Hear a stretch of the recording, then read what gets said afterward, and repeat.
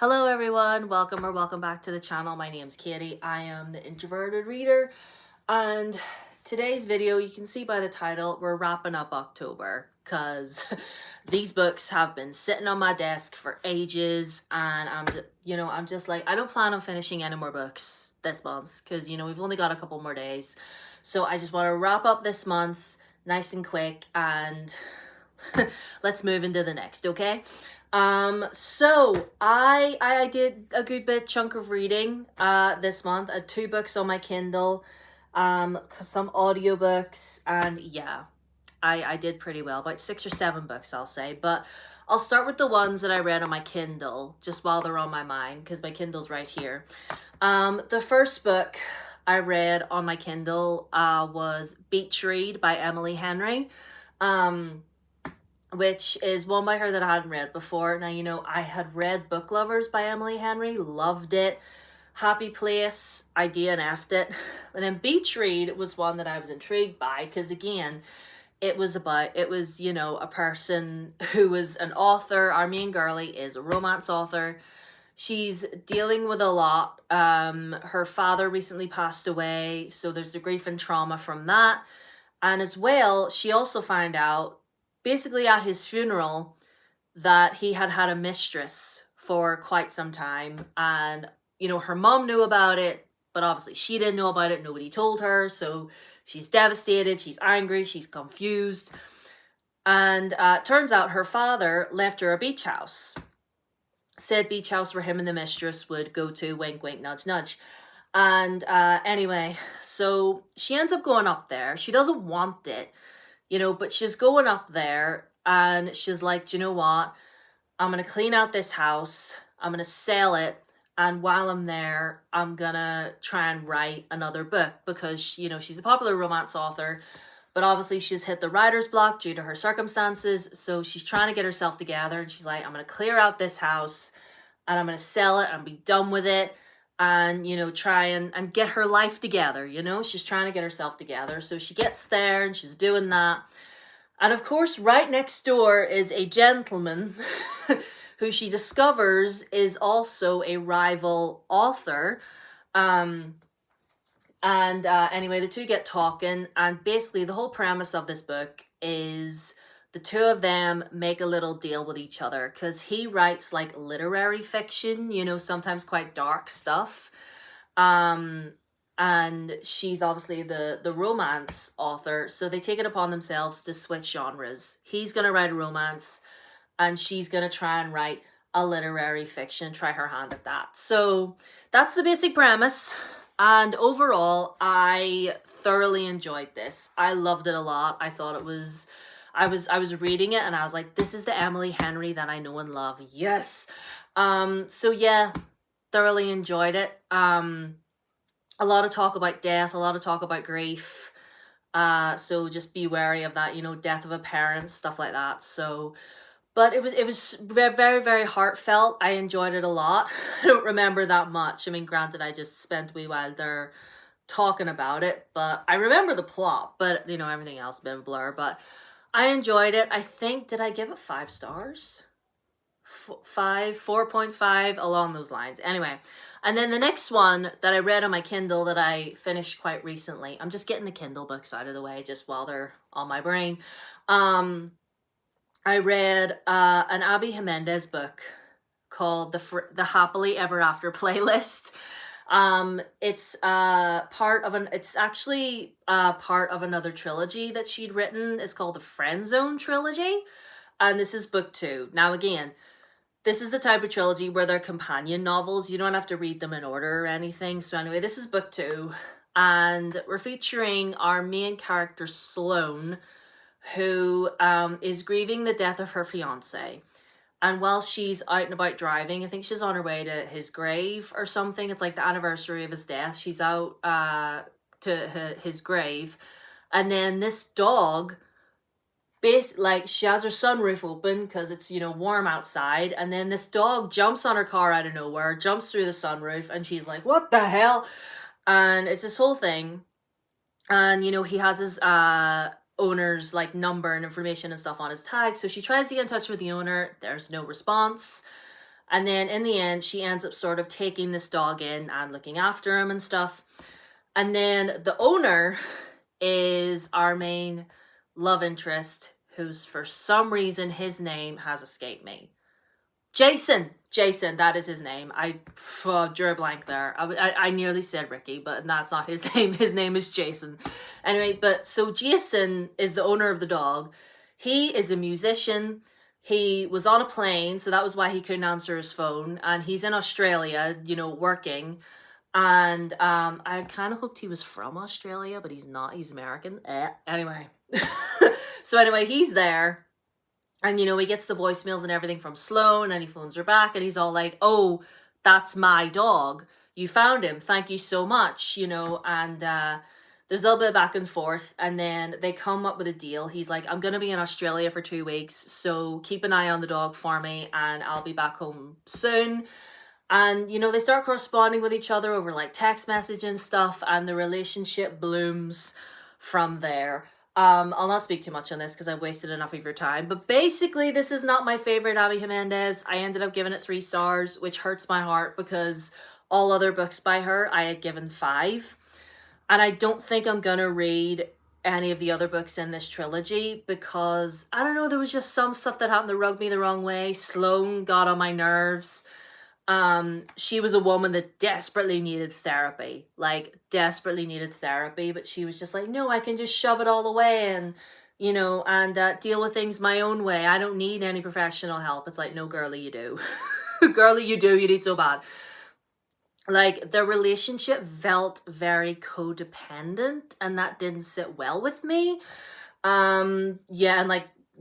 So not my favorite Abby Jimenez, unfortunately, but anyway, let's move on to books we actually did like. So I listened to Her Majesty's Royal Coven by Juno Dawson. This was a reread because obviously the 3rd book in the series is out now. So I'm rereading, you know, so to refresh the memory. But love this. I actually love this even more the second time than I did the first time.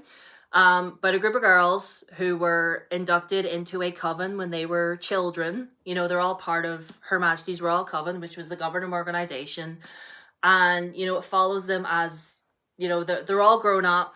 They've led lives. One of them's, you know, a mother with 2 kids. Another one, you know, moved away. And, you know, and it's just them and their lives and all to do with that. But you know, it's, you know, there's all the witchy stuff, but again, at its core, this is just basically a story about women and how it's just about women, okay? And if you've read it, you understand what I'm saying. So love this the second time. And I think I might bump up my rating to a 5-star for this one. I think I might. I'll just put you there. That's where you belong anyway. Okay, so The Last Soldier of Nava by Yejin Su, or So. Sue or So? It might be So. Anyway, I attempted to read this. It's a beautiful book, as you can see. Gorgeous, gorgeous cover. Love that. I attempted to read this, but I ended up DNFing it. Why, I hear you say. Okay, so this is about our main character known as the Soldier. And she has led many different lives. Like, she dies and then is reincarnated again over and over. And her basic function is to be an assassin, to be a killer. And she kills this somewhat immortal being. And yeah, she is brought in, but she gets brought in by this group of people who want her to do something for them. And yeah, that's really all I can say. I mean, there's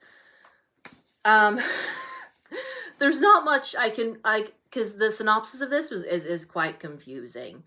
You know, and it's meant to be sapphic as well. The person that she kills, the person that she killed, their sister gets in touch with her, but they don't know that the plot of this was confusing. I'm sitting here trying to explain the plot of this to you, and I'm just humming and hawing and stammering, as you can see. The plot of this was confusing. And it was meant to be sapphic as well, but I wasn't getting any chemistry from them when any scenes when they were together. The girl, the love interest, Scarlett, was just an insufferable brat. And Shadow herself was just deadpan, if I'm being honest with you. I had thought about maybe getting the audiobook for this and trying it again, because maybe that's my problem, but I've done that before. So I don't know if you're for me, which is really sad, because you know I love Asian inspired fantasies. Maybe one day I'll get the audiobook and try again. I'll let you know. But has anybody read this? Has anybody, let me know. Let me know. I don't know. I don't know. It makes me sad, you know. But anyway, what doesn't, I mean, I was going to say what doesn't make me sad, but it's a bittersweet feeling. I read the very last novella in this, Ghost of the Shadow Market. I read my final novella of this. It's been a long run, guys. It's been a long run. Yeah, it's a bittersweet feeling. I'm happy that I read it, but at the same time, I've enjoyed my time reading this so much. You know, I love the Shadowhunter world. You know, I love it. It's been in my life a long time. I'm gonna be devastated when Cassandra Clare writes the final Shadowhunter book. I'm gonna be so sad. But yeah, finished it. Love my journey reading this. It was so much fun. Am I tempted to go back and reread all the Mortal Instruments and all the Shadowhunter books all over again? A little bit. A little bit. I'm sorely tempted. Would anybody be interested in participating with me in that? Maybe next year. Maybe like readathon style. Maybe starting in January, we'll just read a Shadowhunter book a month. How do you feel about that? Would you be into that? Let me know. Anyway, the next one, I read A Beautiful Evil by B. Fitzgerald. I have an entire review about this bad boy on my channel if you want to go and watch it. But all in all, not my favorite B. Fitzgerald. I'm very sad to say. This is the first book of hers as well where I've not given a 5-star. That's 2 authors in a row, Abby Jimenez and B. Fitzgerald, because thus far I had given both of them 5 stars, any book I'd read from them. Granted, this is only B. Fitzgerald's 3rd book, but you know what? Even an author that you love misses sometimes, you know, and that's okay. That's plenty okay, that's fine. But like, go and watch my review of this and maybe it'll make a bit more sense than I am right now. And then the final book I want to talk about is Slaying the Vampire Conqueror by Carissa Broadbent. Again, this is a reread because I originally read this on my Kindle and then I found this in Asda for like £7. A hardback cover for £7. Am I going to walk away from that? No, absolutely not. No. So yeah. Again, this is set within her Crimes of Nixia world. It's just a wee standalone. And it's about our main character. What is her name? Selena. Who is a part of this group that worships this goddess known as the Weaver. They are trained assassins, and basically her superior says to her, I need you to go and find this vampire, the Conqueror in the title. Need to go find him, need you to kill him because he's going around conquering everywhere, as in the title. And we don't want that because, you know, it's very violent and horrible out there. And once he's gone, you know, apparently things will be better, whatever. So that's where she's sent to go. And then she, you know, gets in with his camp and everything. But things don't go to plan. Things don't go to plan at all. But anyway, I love Carissa Broadbent. I do. I love reading her books.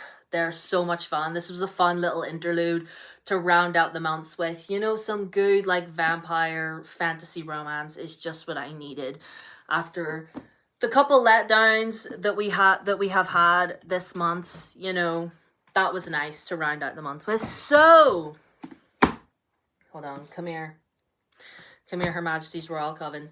So yeah, this and the 2 books on my Kindle was the damage that was done in October. Not as much as I had wanted, but that's fine. You know, sometimes, you know, you don't get everything read that you want to. Maybe I bit off more than I could chew when I put up my TBR, but whatever, it's fine. And, you know, we had one DNF, which is sad, but, you know, you do what you gotta do. You know what I'm saying? So let me know if you've read any of these. Let me know your thoughts, your feelings, your opinions. Do I give The Last Soldier of Nava another shot? Do I just get the audiobook and try her again? Let me know. Yeah, so that's it for this video. All my socials down below as always. Blue Sky, Instagram and Threads, TikTok. Feel free to follow me on any of them if you wish. Or you can just subscribe to this channel. Make sure you ring the bell so you know whenever I upload next. Leave a like so the algorithm knows that you like me, and you know, you can leave a comment if you want, or you can, you know, leave a pumpkin for pumpkin emoji for Halloween if you want, or anything fall related, whatever. Or if you just want to say hi, say hi. Anyway, I'll see you on Saturday for my TBR for November. That's gonna be a good time. Anyway, I'll see you later. Bye bye.